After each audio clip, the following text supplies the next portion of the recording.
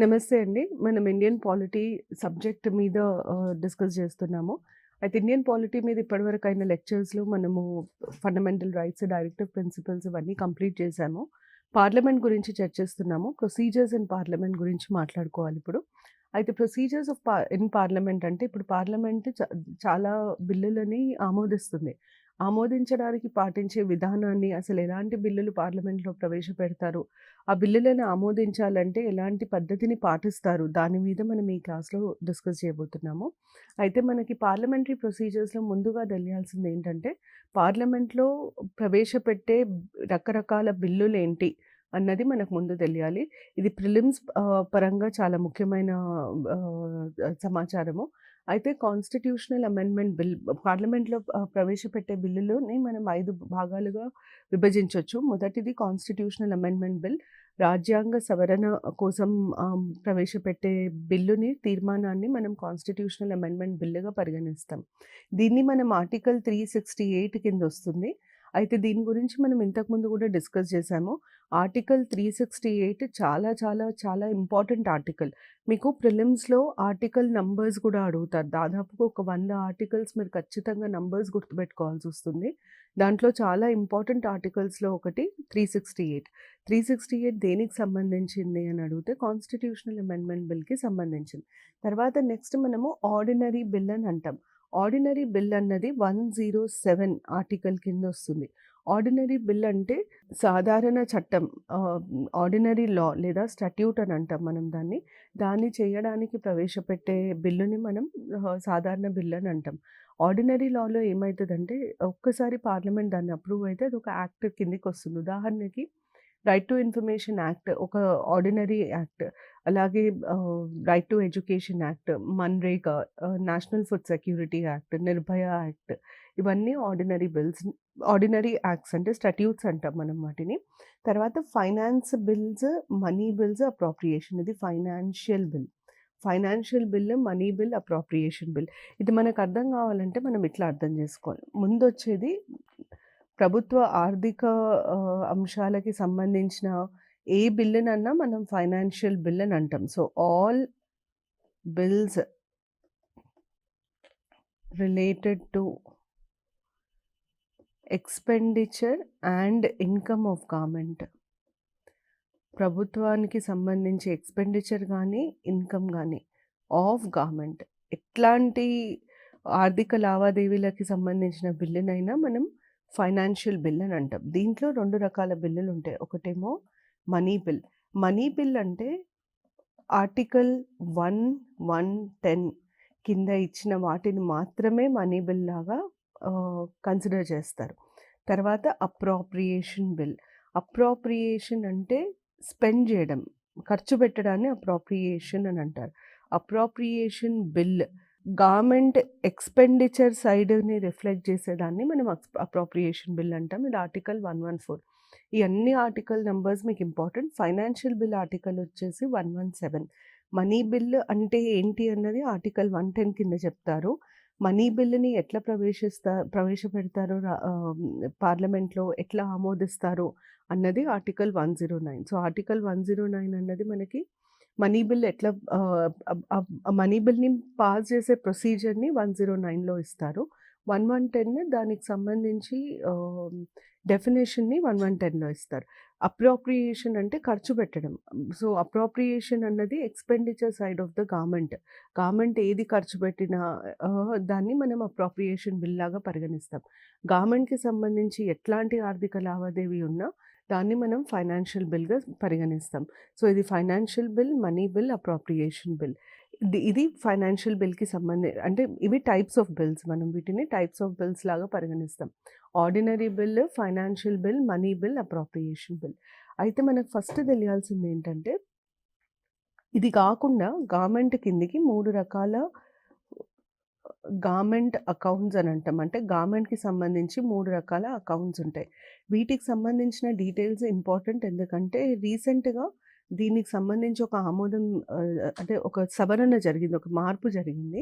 మొదటిది మనం consolidated fund. మీరు చాలా సార్లు వినుంటారు. కన్సాలిడేటెడ్ ఫండ్ అని అంటాము. ప్రభుత్వానికి సంబంధించి ఏమి ఇన్‌కమ్ వచ్చినా దాన్ని కన్సాలిడేటెడ్ ఫండ్‌లోనే వేస్తారు. ఏమి ఎక్స్‌పెండిచర్ ఉన్నా దాన్ని కన్సాలిడేటెడ్ ఫండ్ నుండే తీసుకుంటారు. అంటే ఇప్పుడు ఒక సాధారణ వ్యక్తికి తను పని చేసినప్పుడు తనకొక బ్యాంక్ అకౌంట్ ఉంటుంది. తనకి వచ్చే జీతము గానీ, పైసలు గానీ అన్నీ ఆ బ్యాంక్ అకౌంట్‌లో డిపాజిట్ చేస్తారు. తన ఏ ఖర్చు పెట్టాలనుకున్నా ఆ బ్యాంక్‌లోంచి డబ్బులు తీసుకునే ఖర్చు పెట్టాలి.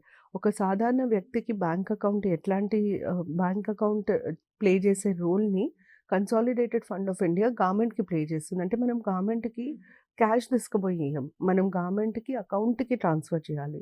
ఆన్‌లైన్ పేమెంట్స్ చేస్తాము. లేదా గవర్నమెంట్ క్యాష్ కలెక్ట్ చేసినా ఈ మనీ అంతా ఇక్కడ భద్రపరుస్తుంది. ఆ భద్రపరిచే ఫండ్‌ని, ఆ స్థానాన్ని మనం కన్సాలిడేటెడ్ ఫండ్ అని అంటాం. ఇది కాకుండా ఇంకొకటి ఏంటంటే కంటింజెన్సీ ఫండ్ అని అంటారు. ఈసారి మీ ఎగ్జామ్‌కి కంటింజెన్సీ ఫండ్ చాలా చాలా ఇంపార్టెంట్. ఎందుకంటే కంటింజెన్సీ ఫండ్‌లో ఒక పెద్ద మార్పు జరిగింది.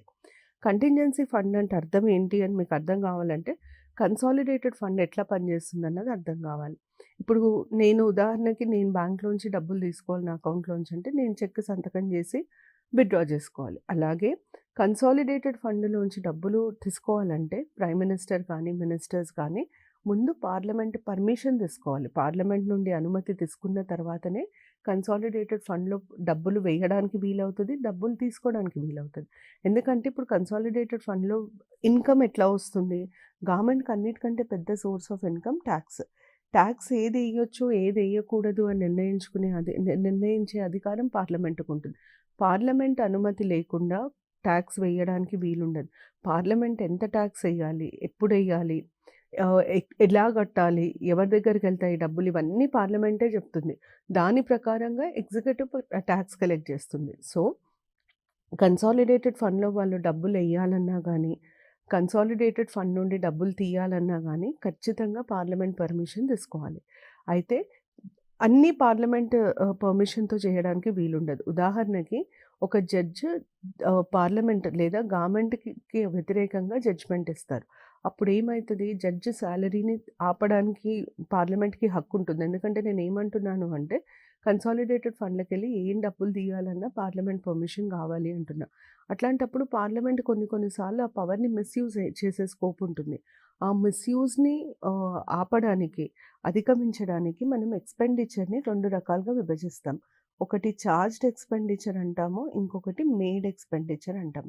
చార్జ్డ్‌కి, మేడ్‌కి ఉన్న డిఫరెన్స్ ఏంటి అంటే, ఈ పదాలకు అర్థం ఏంటంటే, ఏ ఖర్చునైతే చార్జ్డ్‌గా డిక్లేర్ చేస్తారో, ఆ ఖర్చుని మన్ ఆ ఖర్చుని ఆపడానికి గానీ, తగ్గించడానికి గానీ పార్లమెంట్‌కి పవర్ ఉండదు. అంటే ఉదాహరణకి జడ్జ్ సాలరీ చార్జ్డ్ ఎక్స్‌పెండిచర్ కాబట్టి, నేను జడ్జ్ సాలరీ పే చేయను అని పార్లమెంట్ అనలేదు. ఆహా! జడ్జ్ సాలరీ చాలా ఎక్కువ నేను తగ్గిస్తాను అని పార్లమెంట్ అనలేదు. సో, చార్జ్డ్ అన్న పదం వాడినప్పుడు మనం అర్థం చేసుకోవాల్సిందేంటంటే, దీంట్లో ఎలాంటి తగ్గించడానికి గానీ, దాన్ని ఆపడానికి గానీ పార్లమెంట్‌కి ఏ రకమైన అధికారం ఉండదు. అదే మేడ్ ఎక్స్‌పెండిచర్ అనుకోండి పార్లమెంట్ ఆపొచ్చు, తగ్గించొచ్చు. కానీ పెంచడానికి వీలుండదు. So, charged expenditure, made expenditure లాగా మనం కేటగరైజ్ చేస్తాం ఎక్స్‌పెండిచర్‌ని. మరి కంటింజెన్సీ ఫండ్ ఎందుకు? ఎందుకు అంటే కన్సాలిడేటెడ్ ఫండ్‌లో వేసే డబ్బులని బయటికి తీయాలి అంటే కంపల్సరీగా పార్లమెంట్ పర్మిషన్ కావాలి. కానీ పార్లమెంట్ 365 రోజులు ఉండదు పార్లమెంట్ సమావేశం. అట్లాంటప్పుడు ఏదన్నా అనుకోని విపత్తు గానీ, ఎమర్జెన్సీ గానీ వచ్చినప్పుడు గవర్నమెంట్‌కి మనీ తొందరగా అవసరం ఉంటుంది. ఆ టైంలో మనం పార్లమెంట్ సమావేశం మొదలుపెట్టి, తర్వాత పార్లమెంట్ నుండి పర్మిషన్ తీసుకొని, డబ్బులు తీసుకోవడానికి వీలుండదు. కాబట్టి కన్సాలిడేటెడ్ ఫండ్ నుండి కొంచెం డబ్బుని వేరుగా పెట్టి దాన్ని కంటింజెన్సీ ఫండ్ అంటారు.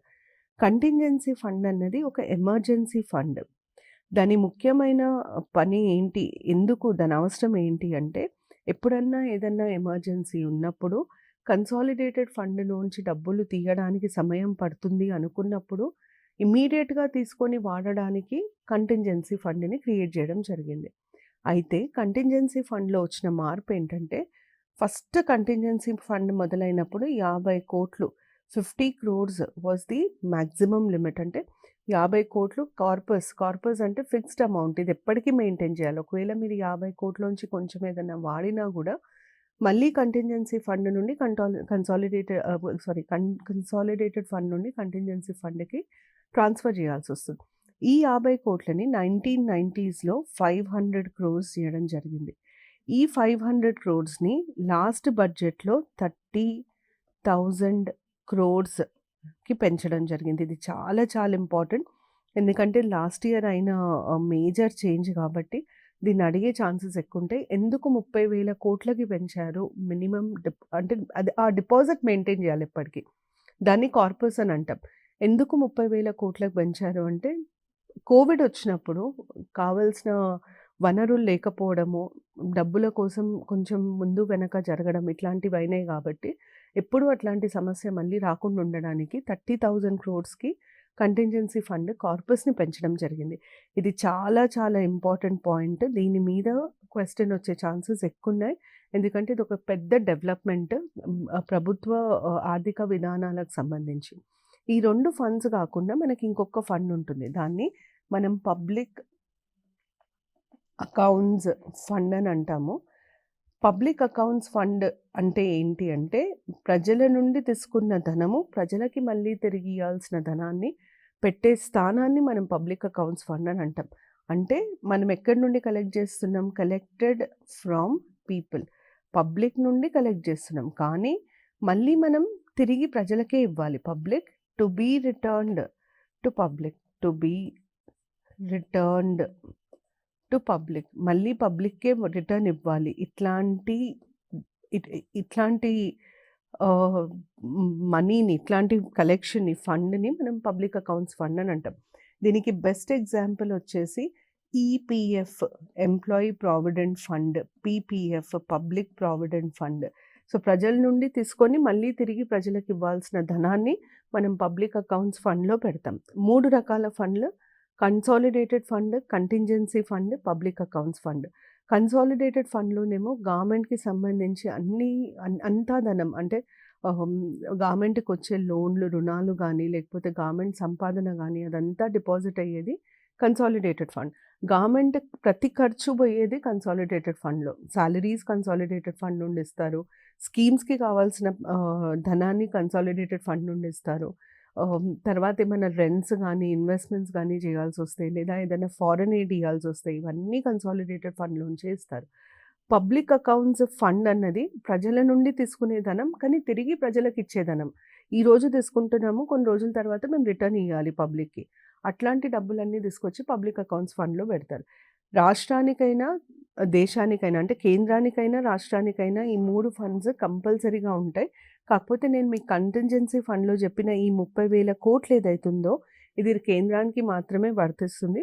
ప్రతి రాష్ట్రానికి వారి సైజ్‌ని బట్టి, వారి పాపులేషన్‌ని బట్టి, వారి అవసరాలను బట్టి వారు నిర్ణయించుకుంటారు. ఎంత ధనం ఉండాలి కంటింజెన్సీ ఫండ్‌లో అని. సో ఈ 3 గవర్నమెంట్ ఫండ్స్, ప్రభుత్వం దగ్గర ఉండే అకౌంట్స్ 3 రకాలు. ఇవి మీకు ఆర్థిక లావాదేవీల గురించి మనం చర్చిస్తున్నాం కాబట్టి వీటి గురించి తెలియాలి.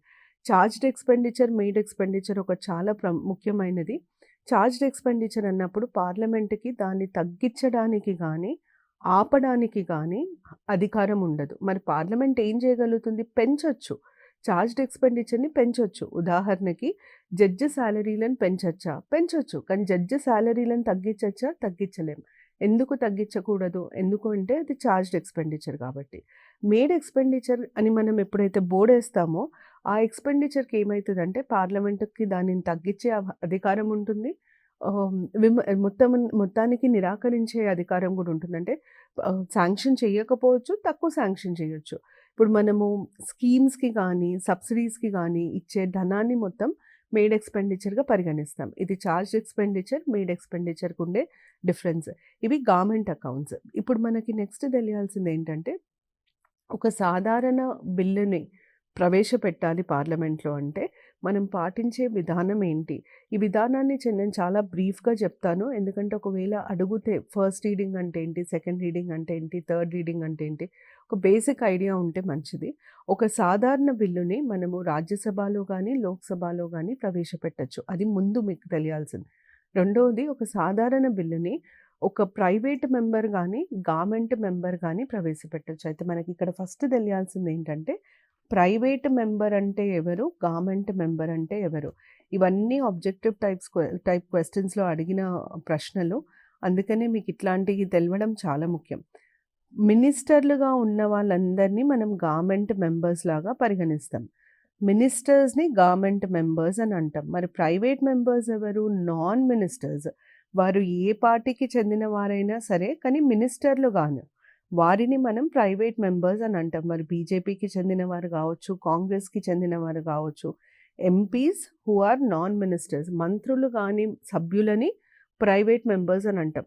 మంత్రులని గవర్నమెంట్ మెంబర్స్ అని అంటాం. ఒక సాధారణ బిల్లుని ప్రైవేట్ మెంబర్స్ ఇంట్రడ్యూస్ చేయొచ్చు, గవర్నమెంట్ మెంబర్స్ ఇంట్రడ్యూస్ చేయొచ్చు.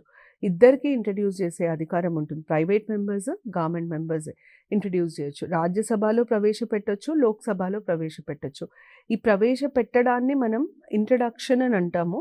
దాన్ని ఫస్ట్ రీడింగ్ అంటాం. అంటే ప్రవేశపెట్టేటప్పుడు ఏం చేస్తారంటే, ఆ బిల్లు పేరిది, ఈ బిల్లు పేరిది, ఈ బిల్లు ద్వారా నేను ఇది చేయాలనుకుంటున్నాను, ఈ బిల్లు ముఖ్యాంశాలు ఇవి, ఇంతవరకే చెప్తాం. అంటే బిల్లు పేరు, ఎందుకు మనం ఈ బిల్లు తీసుకొస్తున్నాం, దాని అవసరం ఏముంది, దాంట్లో ఉన్న ముఖ్యాంశాలు ఏంటి, ఇంతవరకే చెప్తారు.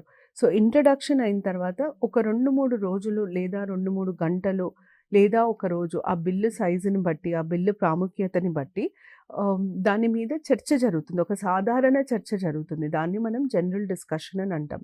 సో ఫస్ట్ మనకుండేది ఇంట్రడక్షన్. బిల్లుని ఇంట్రడ్యూస్ చేయంగానే మనం నెక్స్ట్ చేసేదాన్ని జనరల్ డిస్కషన్ అని అంటాం. జనరల్ డిస్కషన్ ఇప్పుడు మనం చెప్పిన విషయాల మీద, అంటే ఈ బిల్లు అవసరం ఉందా లేదా, ఈ బిల్లులో ఉన్న ప్రముఖ అంశాలు ఏంటి, దీని మీద చర్చ జరుగుతుంది. వీటిని మనము ఫస్ట్ రీడింగ్ అని అంటాం.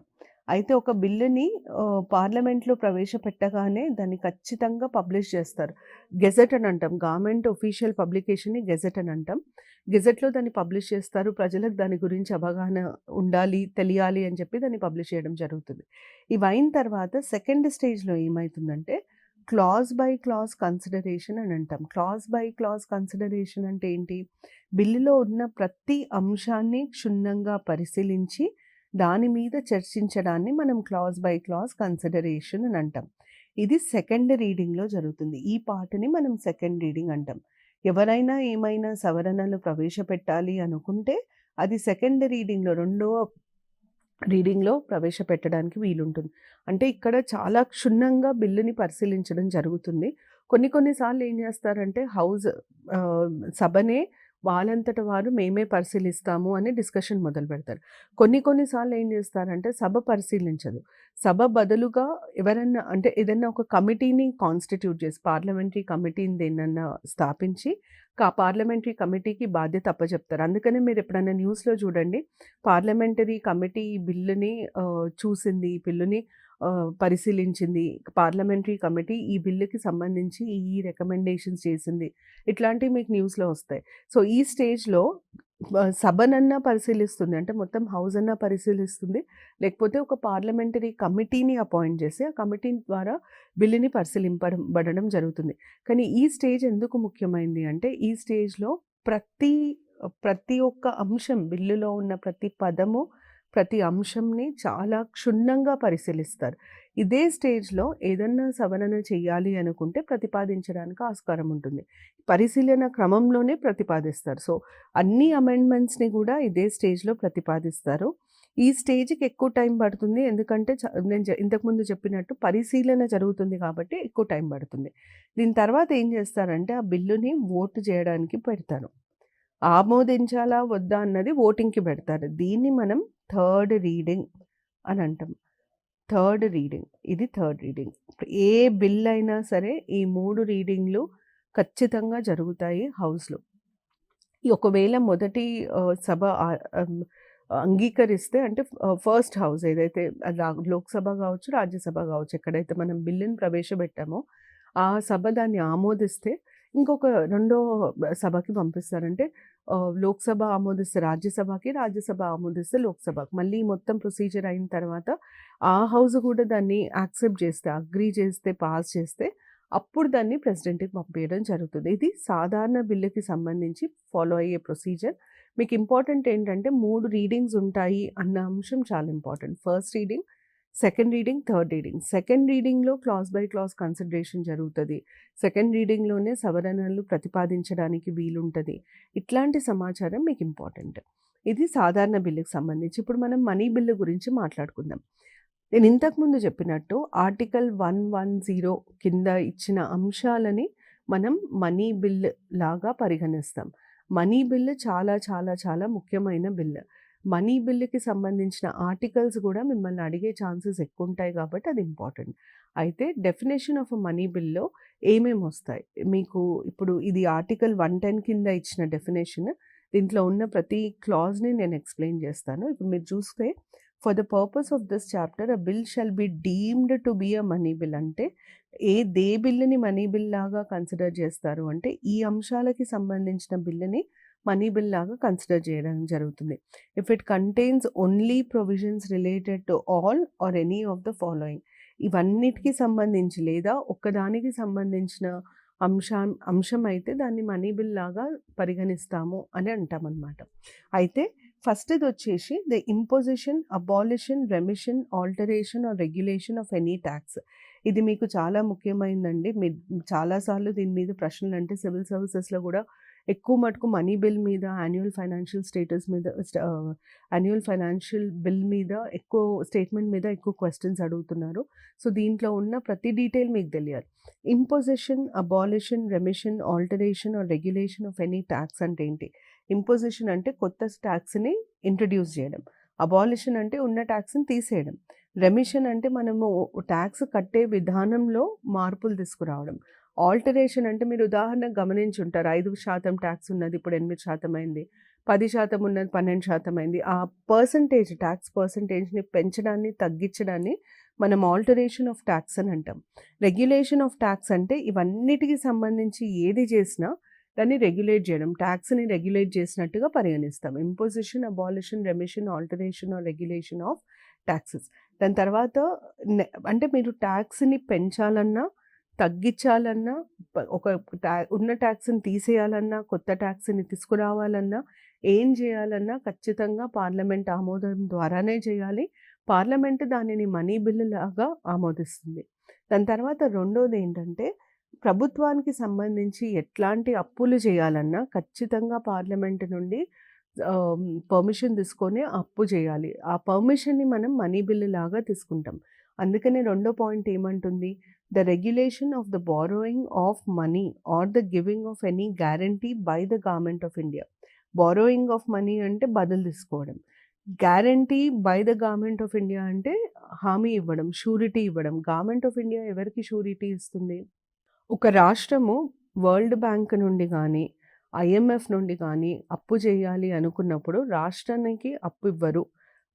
కేంద్ర ప్రభుత్వము హామీ ఇస్తేనే రాష్ట్ర ప్రభుత్వానికి అప్పిస్తారు. సో కేంద్ర ప్రభుత్వం హామీ మీదనే రాష్ట్ర ప్రభుత్వాలు వరల్డ్ బ్యాంక్ నుండి అప్పు తీసుకోవడానికి వీలుంటుంది. అందుకనే guarantee by the government of India or any financial obligation undertaken or to be undertaken by the government. ఇప్పుడు శ్రీలంకలో విపత్తు ఉంది. శ్రీలంక ఆర్థిక వ్యవస్థ మొత్తం చిన్నాభిన్నం అయిపోయింది. శ్రీలంకకి భారతదేశం మేము పైసలు ఇస్తాం, మేము ఆదుకుంటామని చెప్పింది. అదొక ఆబ్లిగేషన్, అదొక ఫైనాన్షియల్ ఆబ్లిగేషన్. మనం నెత్తి మీదకి తీసుకున్న బాధ్యత.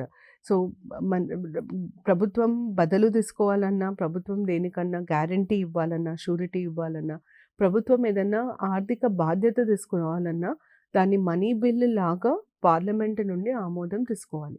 మూడోది వచ్చేసి custody of the consolidated fund, contingency fund or payment of moneys into or withdrawal of moneys from such fund. అంటే అర్థం ఏంటంటే ఇప్పుడు నేను మీకు కన్సాలిడేటెడ్ ఫండ్ ఉందని చెప్పిన, కంటింజెన్సీ ఫండ్ ఉందని చెప్పిన, కానీ దాన్ని ఎవరి అధికారంలో పెడతారంటే దాంట్లో డబ్బులు వేసే అధికారము, దాంట్లోంచి డబ్బులు తీసే అధికారం ఎవరికి ఉంటుంది అన్న ప్రశ్న తలెత్తినప్పుడు కన్సాలిడేటెడ్ ఫండ్లో కానీ కంటింజెన్సీ ఫండ్లో కానీ డబ్బులు వేసే అధికారం ఎవరికి ఉండాలి అన్నది నిర్ణయించేది కూడా పార్లమెంట్. కస్టడీ ఎవరి దగ్గర ఉంది? కస్టడీ అంటే ఏంటి? ఎవరికి ఆపరేట్ చేసే హక్కు ఉంటుంది? ఆపరేట్ చేసే హక్కుని నిర్ణయించేది కూడా పార్లమెంట్. ఆ నిర్ణయం ఎలా తీసుకుంటుంది పార్లమెంట్? మనీ బిల్ ద్వారా తీసుకుంటుంది. అంటే దాన్ని మనీ బిల్ లాగా ఆమోదిస్తుందని అర్థం. The appropriation of moneys out of the consolidated fund of India అంటే అర్థం ఏంటి? అప్రాప్రియేషన్ అంటే అర్థం ఏంటి? ఖర్చు పెట్టడం. మీరు కన్సాలిడేటెడ్ ఫండ్ నుండి ఏదన్నా డబ్బు తీసుకొని ఖర్చు పెట్టాలి అంటే ఖచ్చితంగా పార్లమెంట్ నుండి ఆమోదం తీసుకోవాల్సొస్తుంది. అయితే మీకు అనిపించొచ్చు ఇప్పుడు సి పాయింట్‌లో గూడా payment of moneys into or withdrawal of moneys from any such fund అని ఉంది. పేమెంట్ ఆఫ్ మనీస్ అంటే డిపాజిట్ చేయడం. పైసలు అకౌంట్‌లో వేయడం. విత్‌డ్రావల్ ఆఫ్ మనీ అంటే పైసలు అకౌంట్ నుండి తీసుకోవడం.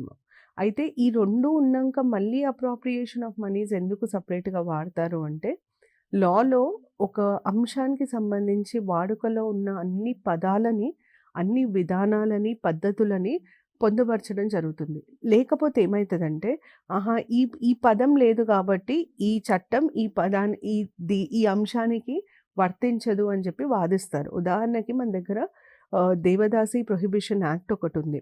జోగినియన్ దేవదాసి ప్రొహిబిషన్ యాక్ట్ ఒకటుంది మన రాష్ట్రంలో. దాని కింద ఉట్టి జోగిని అని ఒక్క పదం రాయరు. జోగిని, మాతంగి, శివశక్తులు, పార్వతులు ఇట్లా ఒక 10, 12 పదాలను రాస్తారు. ఎందుకంటే ఇవన్నీ ఇప్పుడు జోగిని అనే ఒక్క పదానికి వాడుకలో ఇంకా చాలా పదాలుంటాయి. అంటే ప్రాంతాల వారీగా ఆ పేరు మారుతూ ఉంటుంది. ఆ ప్రాంతాల వారీగా మారే అన్ని పేర్లని ఇంక్లూడ్ చేస్తారు. ఎందుకు ఇంక్లూడ్ చేస్తారు? రేపొద్దున ఏ రకమైన కన్‌ఫ్యూజన్ ఉండొద్దు. రేపొద్దున ఈ పేరు లేదు గదా! కాబట్టి ఈ చట్టం దీనికి వర్తించదు అని చెప్పడానికి ఆస్కారం ఉండొద్దు. అందుకనే అన్నీ వాడతారు. అట్లాగే ఇక్కడ సింపుల్‌గా చెప్పాలంటే కన్సాలిడేటెడ్ ఫండ్‌లో మీరు ఏం డబ్బులు డిపాజిట్ చేయాలన్నా, కన్సాలిడేటెడ్ ఫండ్ నుండి మీరు ఏం పైసలు తీసుకోవాలన్నా ఖచ్చితంగా దాన్ని పార్లమెంట్ నుండి ఆమోదం తెచ్చుకోవాలి. ఆ ఆమోదాన్ని మనం మనీ బిల్ అంటాం. సో, మనము డబ్బులు డిపాజిట్ చేసే దాంట్లో రకరకాల పేర్ల మీద డిపాజిట్ చేస్తాం. డబ్బులు తీసుకునేట క్రమంలో కూడా రకరకాల పేర్లలో డబ్బులు తీసుకుంటాం. అన్నీ కవర్ అవ్వాలి కాబట్టి ఇట్లా వేరు వేరు పాయింట్లుగా రాయడం జరిగింది. సో, కన్‌ఫ్యూజ్ అవ్వద్దు. తర్వాత declaring of any expenditure as charged expenditure. ఒక ఖర్చుని చార్జ్డ్ ఎక్స్‌పెండిచర్ లాగా డిక్లేర్ చేయాలంటే కూడా మనీ బిల్లే ఇంట్రొడ్యూస్ చేయాలి. ఉదాహరణకి మనకు ఎలక్షన్ కమిషన్ ఆఫ్ ఇండియా ఉంది. ఎలక్షన్ కమిషన్ ఆఫ్ ఇండియాలో పనిచేసే కమిషనర్‌లకి ఇచ్చే జీతము చార్జ్డ్ ఎక్స్‌పెండిచర్ కాదు. ఈ రోజుకి అది చార్జ్డ్ ఎక్స్‌పెండిచర్ కాదు.